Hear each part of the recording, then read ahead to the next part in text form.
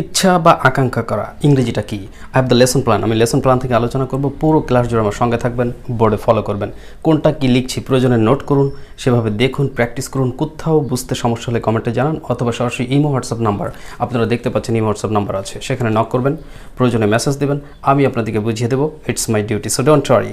অর্থাৎ আমি আজকে যে বিষয়টি প্রথমে বলতে চাচ্ছি সেটা হচ্ছে যে ইচ্ছা বা আকাঙ্ক্ষা করা। আপনি যদি বলেন যে ইচ্ছা বা আকাঙ্ক্ষা করা, তাহলে ইউজ করবেন যে অ্যাজ ডিজায়ার্ড বাই। এই অংশটা আপনি ইউজ করবেন, as desired by.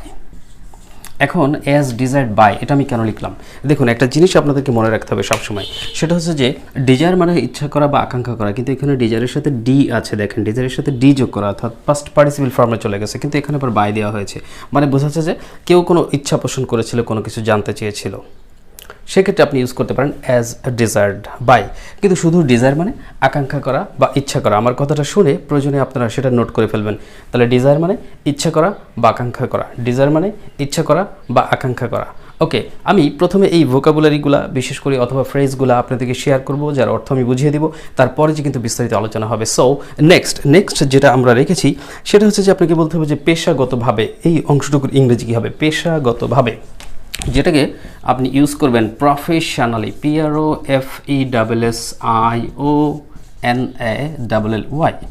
PROFESSIONALLY, professionally. Follow the board please, PROFESSIONALLY। Professionally মানে হচ্ছে পেশাগতভাবে, পেশাগতভাবে। আমার মতো স্টাডি করেন, বলেন বারবার, আয়ত্তে এসে যাবে ইনশাল্লাহ। আর সবচেয়ে বড় কথা যে এই জিনিসগুলো শেখার পরে আমরা কিন্তু আরও সেন্টেন্স মেকিং নিয়ে কথা বলবো, রাইটিং নিয়ে কথা বলবো। অনেকেই চান একটু অ্যাডভান্স লেভেলের ক্লাস, মনে করেন এটা একটা অ্যাডভান্স লেভেলের ক্লাস। তবে এই শব্দগুলো অত্যন্ত জরুরি শব্দ, যেগুলো আমাদের অবশ্যই জানতে হবে স্পিকিংয়ের জন্য এবং রাইটিংয়ের জন্য। আর সহজে ইংরেজি শেখার জন্য অবশ্যই আপনারা আমাদের বইয়ের এই কপিটি সংগ্রহ করবেন। কিন্তু আমি প্রতিটা ভিডিও ক্লাসে বলি, যারা খুব সহজে ইংরেজি শিখতে চাচ্ছেন, আপনি অথবা আপনার পরিবারের কেউ, বাসার কেউ, ছোটো বাচ্চা কাচ্চা, ইভেন আপনি, যে কারোর জন্য, আপনি চাকরিজীবী, আপনি ব্যবসায়ী, আপনি ডক্টর, আপনি ইঞ্জিনিয়ার, আপনি অন্য কোনো পেশায় নিযুক্ত আছেন, অথবা আপনি প্রবাসী, প্রত্যেকের জন্য অত্যন্ত গুরুত্বপূর্ণ এই বইয়ের একটি কপি যথেষ্ট, অন্তত ইংরেজি শেখার জন্য। এই বইটা নেবার পরে আমাকে জানাবেন, স্যার আমি বইটা পেয়েছি, আমি অমুক জায়গা থেকে অমুক বলছি, sir how can I start practicing? প্র্যাকটিসটা আমি কীভাবে শুরু করবো, ইনশাল্লাহ আপনাকে আমি বুঝিয়ে দেবো যে আপনি কীভাবে প্র্যাকটিস করবেন। যদিও বলা হয় যে এই বইয়ের প্রত্যেকটি লেসনের ভিডিও ক্লাসগুলি আপনারা আমাদের ইউটিউব চ্যানেলের প্লেলিস্টে যান, সেখান থেকে সিরিয়ালি দেখে সিরিয়াল ফলো করে প্র্যাকটিস করুন। বাসায় বসে স্পোকেন ইংলিশ কোর্স হবে ইনশাল্লাহ, কোথাও যেতে হবে না, বাসায় বসে সম্ভব। অনেকেই শিখেছে, অনেক ইংরেজি বলছে, আলহামদুলিল্লাহ, আপনিও পারবেন। তাই যারা খুব সহজে ইংরেজি শিখতে চান, দ্রুত গতিতে আমাদের বইয়ের কপি সংগ্রহ করার চেষ্টা করুন। আমাদের সাথে যোগাযোগ করার নাম্বার আপনারা দেখতে পাচ্ছেন, উপরে স্ক্রিনে দেওয়া আছে, উপরে 2টা মোবাইল নাম্বারে যোগাযোগ করুন। যারা প্রবাসী বন্ধুরা তারা দেখতে পাচ্ছেন ইমো হোয়াটসঅ্যাপ নাম্বার দেওয়া আছে, যোগাযোগ করুন, কথা বলুন, বইয়ের ব্যবস্থা করবো ইনশাল্লাহ। As a teacher it's my duty, শিক্ষক হিসেবে আমার দায়িত্ব আপনাদেরকে সহযোগিতা করা। যাদের প্রয়োজন তারা নক করুন। তো যেটা বলছিলাম যে পেশাগতভাবে, এই যে আপনার পেশাগত উন্নয়নের জন্য কিন্তু ইংরেজি শেখা দরকার প্রত্যেকের ক্ষেত্রে। তো পেশাগতভাবে প্রফেশনালি চলে গেল। পরবর্তী যেটা আমি রেখেছি সেটা হচ্ছে যে বলুন তো আন্তরিক ইংরেজিকে, আপনি যদি আন্তরিক না হন তাহলে উন্নতি করতে পারবেন না। তাহলে আন্তরিক ইংরেজি আপনি ব্যবহার করবেন সিনসিয়ার, SINCERE। উচ্চারণ জন্য সিনসিরি করবেন না, সিনসিরি নয়, সিনসিয়ার। ওকে, আচ্ছা, আমার কথাগুলো মনোযোগ দিয়ে শুনবেন ক্লাস দেখার সময়, তাহলে আপনার কোনোটা বুঝতে সমস্যা হবে না। আপনি বোর্ডে বুঝতে পাচ্ছেন, এখানে বুঝতে পাচ্ছেন না, এরকম বিষয় না। বিষয় হচ্ছে যে আমার কথা মনোযোগ দিয়ে শুনবেন, তাহলে বুঝতে পারবেন। সিনসিয়ার, আন্তরিক। পরবর্তী ভোকাবুলারি যেটা রেখেছি সেটা হচ্ছে নিজ, অর্থাৎ আমাদের নিজ কাজে মনোযোগী হতে হবে উন্নতির জন্য। নিজ ইংরেজি কি? আপনি বলুন নিজ ইংরেজি বলবেন। আচ্ছা বলুন তো সম্মান করা ইংরেজি কি? আপনি যদি বলুন স্যার সম্মান করা তো রেসপেক্ট, RESPECT। এই রেসপেক্টের সাথে রেসপেক্টিভ, IV যোগ করে দিলেন, রেসপেক্টিভ। এই রেসপেক্টিভ মানে হচ্ছে স্ব বা নিজ, রেসপেক্টিভ স্ব বা নিজ। পরবর্তী ভোকাবুলারি যেটা রেখেছি সেটা হচ্ছে কঠিন। ইংরেজি শেখা অনেকের কাছে মনে হয় যেন কঠিন, কিন্তু আমি এটাকে অত্যন্ত সহজ করে দেওয়ার চেষ্টা করেছি। আপনারা আমাদের বইয়ের কপিটি নিন, এই বইটি নিয়ে লেসনগুলি দেখুন, কয়েকটা ক্লাস প্রয়োজনে নতুন ভিডিও হতে গেলে চ্যানেলটি সাবস্ক্রাইব করুন, বেল আইকন অন করে দিন, এবং কয়েকটা ক্লাস আপনি দেখুন, যাচাই করুন যে সহজ কিনা। আশা করি অনেক সহজ লাগবে। টেকনিক জানতে হবে, আমাদের সেই টেকনিকগুলো রয়েছে, আমরা এগুলো অ্যাপ্লাই করি। তাহলে অনেকে মনে করে কঠিন, এই কঠিন ইংরেজি কি? বলুন কঠিন ইংরেজি বলবেন ডিফিকাল্ট। কঠিন ইংরেজি হচ্ছে ডিফিকাল্ট, DIFFICULT, ডিফিকাল্ট মানে কঠিন। এটা আমি এখানে আর লিখছি না, এটা আপনারা শুনে বুঝতে পারছেন। পরবর্তী যে ভোকাবুলারি রেখেছি সেটা হচ্ছে সতর্ক। আমাদেরকে সব ক্ষেত্রে সতর্ক হতে হবে। বলুন সতর্ক ইংরেজি কি? কেয়ারফুল। বলুন সতর্ক, কেয়ারফুল, সতর্ক, কেয়ারফুল। আর যদি বলি সতর্কভাবে তাহলে বলবেন কেয়ারফুলি, সতর্কভাবে, কেয়ারফুলি, সতর্কভাবে, কেয়ারফুলি। খেয়াল রাখবেন সবাই। ওকে, নেক্সট, অনুতাপ। কখনো কখনো ভুল কাজের জন্য পরবর্তীতে আমাদেরকে অনুতাপ করতে হয়, অনুতাপ করতে হয়, কষ্ট পেতে হয়, অনুতাপ করা।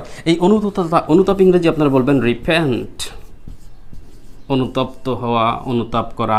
REPENT, repent, REPENT, repent. Repent মানে কি? অনুতপ্ত হওয়া বা অনুতাপ করা।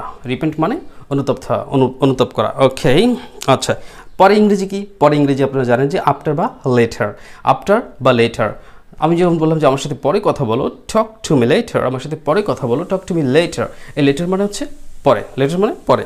ওকে, পরবর্তীটা সচ্ছল বা ভালো, এর ইংরেজি কী ব্যবহার করবেন? আপনারা এটা ইউজ করবেন well of, WELL, well OFF, of, well of. Well of মানে হচ্ছে সচ্ছল, ওয়েল অফ মানে হচ্ছে সচ্ছল, ওয়েল অফ। তবে অফ বানানটা আপনারা দেখতে পেরেছেন OFF। অনেক সময় আমরা এই ওয়েলটাকে ভিন্নভাবে ব্যবহার করি, যেমন ওয়েলকাম, স্বাগত অর্থে ওয়েলকাম। আমরা ভুল করে ওয়েলকাম লেখার সময় DL ইউজ করি। ওয়েলকাম লেখার সময় একটা এল দিবেন, সিঙ্গেল এল,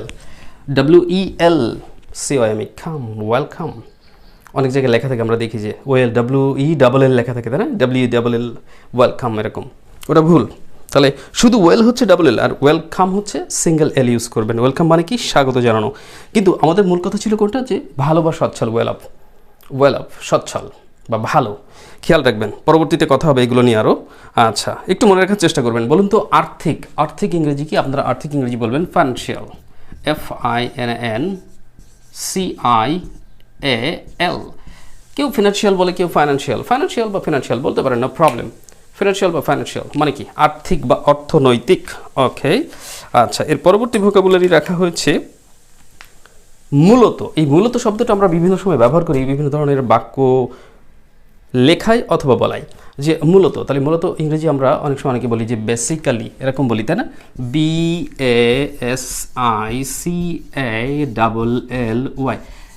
BASICALLY, বেসিক্যালি, এরকম বলি, তাই না? আসলে এটাকে উচ্চারণ করুন বেসিকলি, বেসিকলি, বেসিকলি মানে কি? মূলত। আমার সাথে বলুন বেসিকলি, মূলত, বেসিকলি, মূলত, বেসিকলি, মূলত।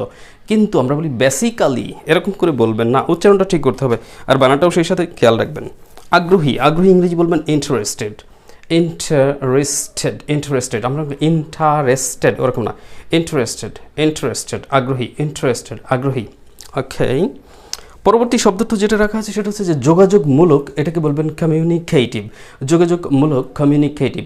আমি যেটা বিশেষ করে এখানে দিচ্ছি না, আপনারা একটু ফলো করবেন, ঠিক আছে? সেটা স্ক্রিনে ফলো করবেন বানানটা।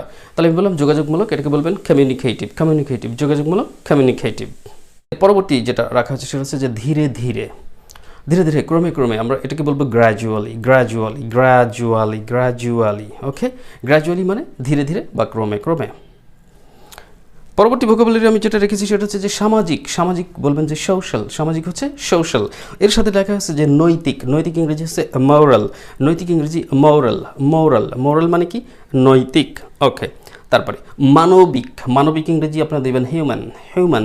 কিন্তু অনেক সময় বলি যে মানবিক মূল্যবোধ, এটাকে বলবেন হিউম্যান ভ্যালুস, মানবিক মূল্যবোধ, হিউম্যান ভ্যালুস, মানবিক মূল্যবোধ, হিউম্যান ভ্যালুস। ওকে, বর্তমানে মানবিক যে মূল্যবোধ বা নৈতিকতা, এরকম অনেক কিছু কি হচ্ছে? বৃদ্ধি পাচ্ছে না কমে যাচ্ছে? মানুষের মাঝ থেকে কমে যাচ্ছে, আমাদের মাঝ থেকে এটা কমে যাচ্ছে। এই কমে যাওয়া ইংরেজি আপনারা একটা ফ্রেজ ইউজ করবেন, আর সেটা হচ্ছে অন দ্য ওয়ান। আমি একটু দেখাই, এই ফ্রেজটা হচ্ছে কোথায় লিখবো? এখানে লিখি ON, on the one, WANE। এই অন দ্য ওয়ান, এই ফ্রেজের অর্থ হচ্ছে কমে যাচ্ছে, কমে যাওয়া, হ্রাস পাওয়া, যেটাকে আমরা বলি ডিক্রিজ, কমে যাওয়া। আর বৃদ্ধি পাওয়া কি? ইনক্রিজ। তো আপনি এখানে বলবেন যে on the one, on the one. আচ্ছা, এর পরবর্তীটা ধারণ করা, ধারণ করা ইংরেজি বলবেন কন্টেইন, কন্টেইন মানে ধারণ করা। আমি যে ভিডিওটি আপনাদেরকে উপহার দিচ্ছি এটা একটা কন্টেন্ট, কন্টেন্ট, ঠিক আছে?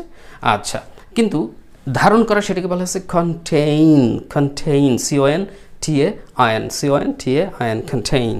ওকে, অনাকাঙ্ক্ষিত, অনাকাঙ্ক্ষিত ইংরেজি আপনারা বলবেন আনডিজায়ারেবল, আনডিজায়ারেবল, কাঙ্ক্ষিত ডিজায়ারেবল, আর অনাকাঙ্ক্ষিত আনডিজায়ারেবল, অনাকাঙ্ক্ষিত আনডিজায়ারেবল। আচ্ছা, প্রবণতা, প্রবণতা ইংরেজি কি? প্রবণতা ইংরেজি আপনারা ইউজ করবেন ট্রেন্ড, TREND, ট্রেন্ড। এই ট্রেন্ড মানে হচ্ছে প্রবণতা, ট্রেন্ড মানে প্রবণতা।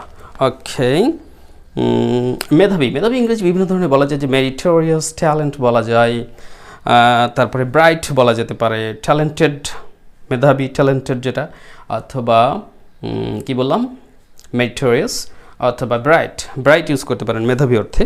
আচ্ছা, গ্রহণ করা, কোনো কিছু নেয়া, যে আমি বিষয়টা নিতে চাই, আমি এই সাবজেক্টটা নিতে চাই, এরকম গ্রহণ করা অর্থে, বা এই ব্যাপারটাকে আমি এইভাবে নিলাম, ইত্যাদি ইত্যাদি। এই গ্রহণ করা বা নেওয়া অর্থে আপনারা বলতে পারেন take up, take up, take মানে এমনি সিম্পলি নেওয়া, টেক আপ মানেও নেওয়া বা গ্রহণ করা হতে পারে। ওকে, আমি যে আপনাদের শেখাচ্ছি, শেখানো, শিখন, এটাকে কী বলা হয়? শেখানো, শিক্ষকতা, এটাকে আমরা বলবো টিচিং। টিচিং, টিচিং মানে শিখন। ওকে, ইচ্ছা করা, মনোবাসনা, মানে আমার ইচ্ছা হয় যে আমি এটা করি, বা আমার এরকম ইচ্ছা হচ্ছিল, ইত্যাদি ইত্যাদি। এর তো আপনারা বলবেন যে ইনটেন্ড, ইনটেন্ড, INTEND, ইনটেন্ড, ইচ্ছা করা, ইনটেন্ড। পরবর্তীতে হচ্ছে যে আদর্শ। মনে করেন আমি আদর্শ শিক্ষক হতে চাই, আপনি একজন আদর্শ শিক্ষক হতে চান। আদর্শ ইংরেজি আইডিয়াল, আইডিয়াল। আদর্শ শিক্ষক আইডিয়াল টিচার, আইডিয়াল টিচার। আদর্শ ছাত্রছাত্রী আইডিয়াল স্টুডেন্টস, আইডিয়াল স্টুডেন্টস, আদর্শ ছাত্রছাত্রী। ওকে, সেবা করা, আপনি জাতিকে সেবা করতে চান। সেবা করা ইংরেজি হচ্ছে সার্ভ, SERVE, সার্ভ। অনেকগুলো ভোকাবুলারি শেয়ার করছি, কমপক্ষে অ্যাটলিস্ট 30 থেকে 35টা ভোকাবুলারি আজকে আপনাদেরকে শেয়ার করলাম। এই ভোকাবুলারিসগুলি আপনাদেরকে আয়ত্ত রাখতে হবে বাংলা এবং ইংরেজি বানান সহ, কারণ অনেক সময় ইংরেজিটা বলতে পারে কিন্তু বানানটা পারে না। কিন্তু যদি আপনার লেখার প্রয়োজন হয় তাহলে আপনি লিখবেন কীভাবে? বানান মুখস্থ রাখবেন, দেখবেন যে বানানগুলো জটিল, সব বানান কিন্তু বাধে না, কিছু কিছু বানান, যে বানানগুলো আপনার কাছে জটিল মনে হবে সেটা আপনি একটু দেখবেন, দেখে একটু বানানটা স্টাডি করবেন, পড়বেন, তাহলে আপনার জন্য সহজ হবে। আর পরিশেষে মনে করিয়ে দিচ্ছি, যারা ভাবছিলেন সহজ ইংরেজি শিখবেন তারা অবশ্যই বইয়ের একটি কপি সংগ্রহ করার চেষ্টা করবেন। এই বইটি নিয়ে আমাদের ভিডিও ক্লাসগুলো দেখে আপনি খুব সহজেই বাসায় বসে ইংরেজি শিখতে পারবেন ইনশাল্লাহ। সো আল্লাহ তাআলা আপনাদের সবাইকে কবুল করুক, এই প্রত্যাশা রেখে আপাতত আজকের ক্লাসটি এখানে শেষ করছি। কথা হবে নতুন কোনো ক্লাসে, ততক্ষণ ভালো থাকবেন, সুস্থ থাকবেন। আসসালামু আলাইকুম ওয়া রাহমাতুল্লাহ।